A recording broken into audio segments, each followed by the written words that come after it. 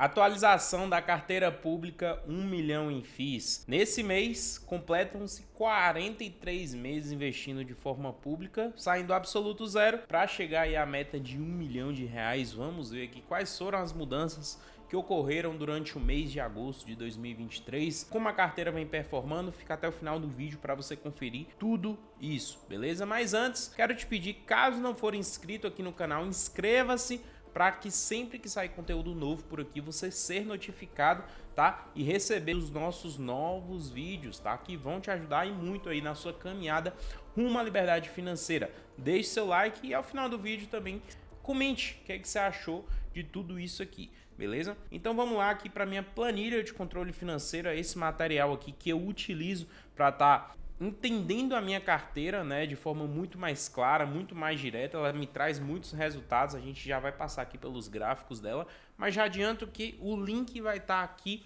na descrição desse vídeo, caso você queira baixar essa mesma planilha que eu utilizo, tá? Então vamos lá para a parte de resumo aqui da minha carteira de investimentos. Como eu já trouxe aqui em outros vídeos, essa carteira teve nesse mês de agosto de 2023 algumas mudanças muito fortes dentro dela, tá? Algumas mudanças que eu não fazia há muito tempo, que foi tirar alguns fundos imobiliários e incluir outros, né? Então a gente teve toda essa questão aí de mudança de saída do DEVA e do HCTR para a entrada do PVBI e do MGFF, o que modificou bastante a estrutura e os resultados também dessa carteira de investimentos, tá? Se a gente voltar aí nos meses passados, era uma carteira que vinha aí no negativo por conta desses dois fundos imobiliários. A venda desses fundos imobiliários ainda não foi totalmente alocada, então o nosso patrimônio aqui dentro da carteira é muito menor do que do mês anterior, porque eu tô com caixa que passa dos 30 mil reais para serem alocados aí nos próximos meses,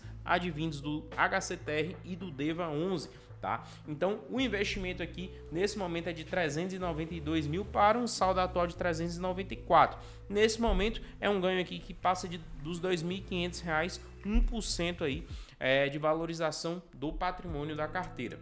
Se a gente for dar uma olhada aqui na diversificação, 31% em logística, continua sendo aí o segmento com maior exposição, e o segmento de recebíveis imobiliários, os fundos de papel que passavam aí tranquilamente dos 25%, 30% em alguns meses, agora são apenas 19% com a saída do HCTR e do DEVA 11, tá? Então é uma mudança muito estruturada aqui pela questão econômica, principalmente aí por a gente entender que a inflação, por mais que aí nesse mês de agosto ela tenha vindo um pouco acima aí da meta do Banco Central, ela deve ficar nos próximos meses mais contida, fazendo com que fundos imobiliários de papel tenham de fato um dividendo um pouco menor. Por isso que nesse momento eu quis reduzir um pouco.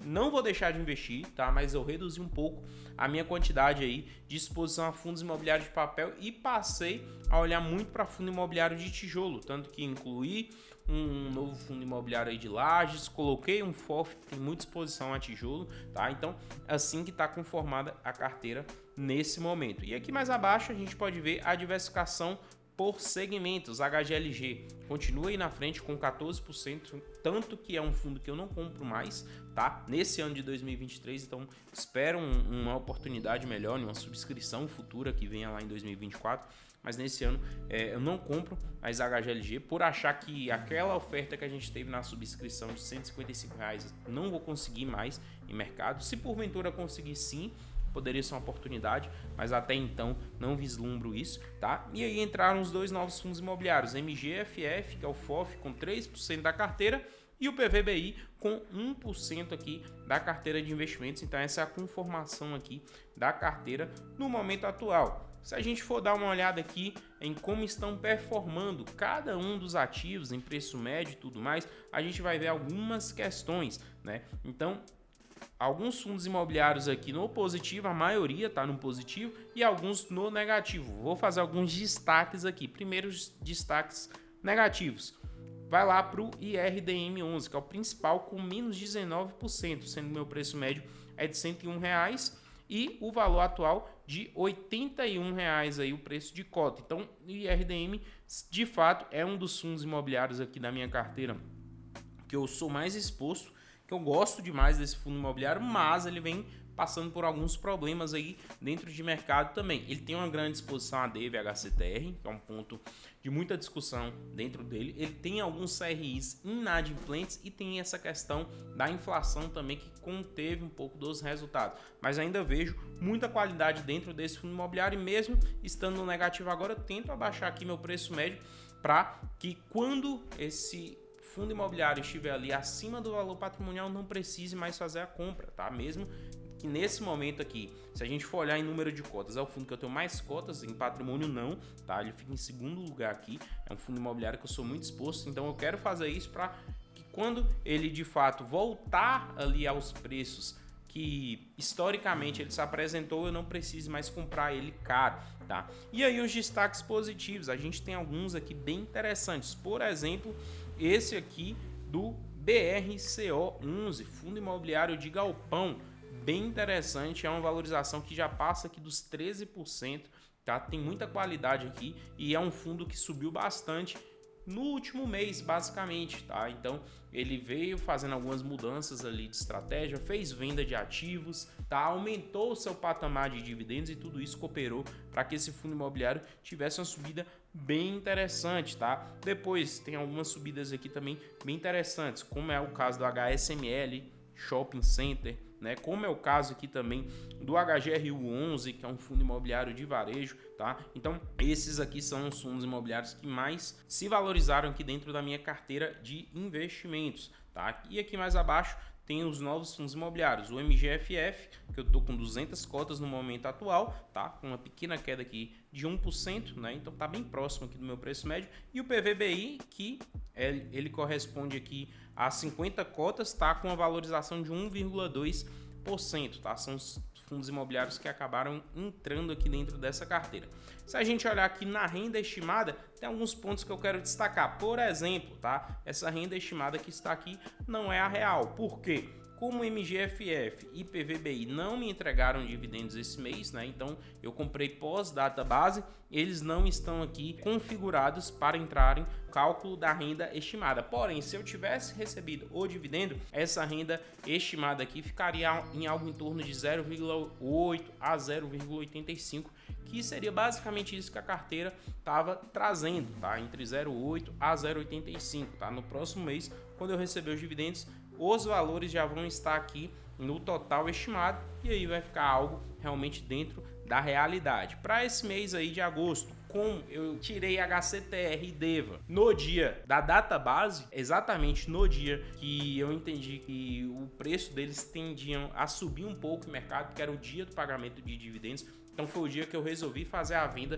de ambos os fundos imobiliários. Eu não recebi dividendo de HCTR e DEVA nesse mês de agosto, e também não recebi PVBI nem MGFF, que eu comprei pós-data base, tá? Então foram aí estratégias que eu utilizei de vender um pouco mais caro HCTR e DEVA para comprar um pouco mais barato também PVBI e MGFF, fugindo aí das datas base de dividendo. Então por isso que eu não recebi dividendos de nenhum desses 4 fundos imobiliários, nem os 2 que eu vendi, nem os dois que eu comprei. Por isso que o dividendo caiu bastante para esse mês aqui de agosto de 2022, né, com apenas R$ 2.941. É um dividendo que, se a gente voltar aqui no tempo, é um dividendo que eu recebi ali, ó, eu não recebo um dividendo tão baixo assim desde abril do ano passado, tá? Então, realmente é uma carteira que acabou abaixando bastante o dividendo por conta disso, né? Lembrando que tenho todo o caixa do HCTR DEVA para ser alocado ainda,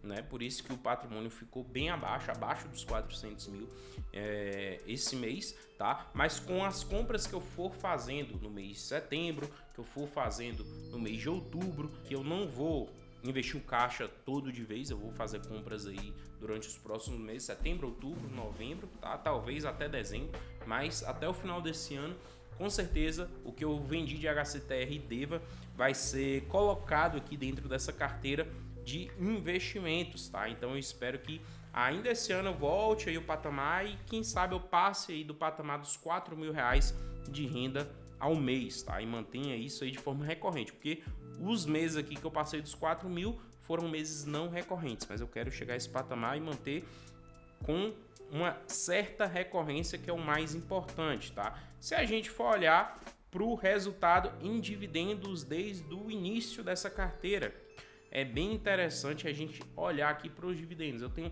todos eles reunidos aqui, né? Desde o mês 1 de dividendos, né? Eu comecei em janeiro de 2020, então fui receber meu primeiro dividendo em fevereiro de 2020, que foi de R$ 44,41.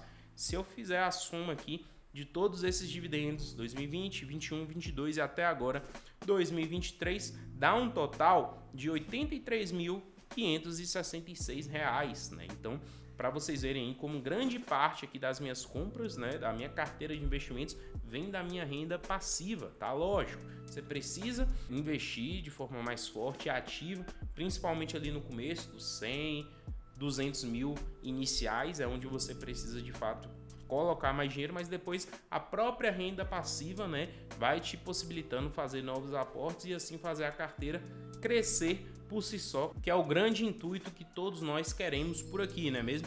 Então, esses são os resultados aqui da carteira 1 milhão em FIIs, nesse 43º mês já da carteira, né?